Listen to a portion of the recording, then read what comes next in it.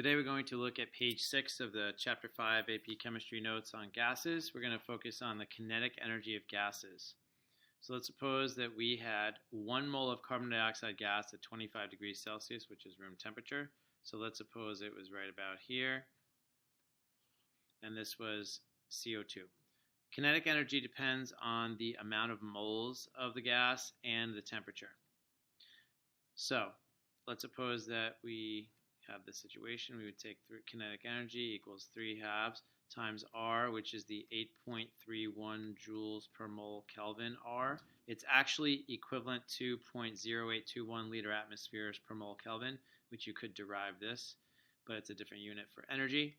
Now the temperature is going to be 25 Celsius, but of course you have to use Kelvin, so you're going to use 298 Kelvin. And there's 1 mole. So we're going to write 1 mole. You could tell by the units that moles cancels out, Kelvin cancels out, and you just got to do 1.5 times 8.31 times 298, and you're going to get 3715. We'll just go with 4 sig figs, 3715 joules. And that's going to be the kinetic energy for 1 mole of CO2. Now let's suppose we had 1 mole of hydrogen at the same exact temperature. The interesting thing is it will have the exact same kinetic energy. So the kinetic energy will still be 3/2 times 8.31 joules per mole Kelvin times the temperature, 298, times 1 mole.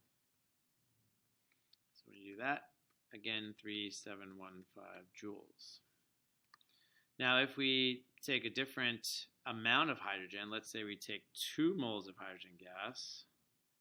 So now, of course, we'll have twice as much hydrogen, which means we'll have twice as much total kinetic energy.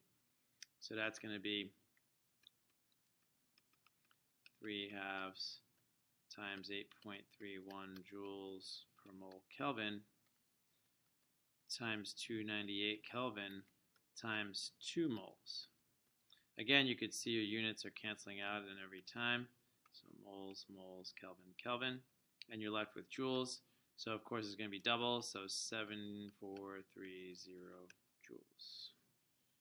Now of course if we had changed the temperature, that would have changed the T, and that would have changed the kinetic energy as well.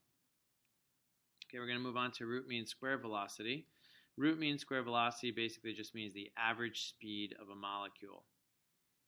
So in order to understand this, we're going to take a quick story, and we'll actually do it on the next video.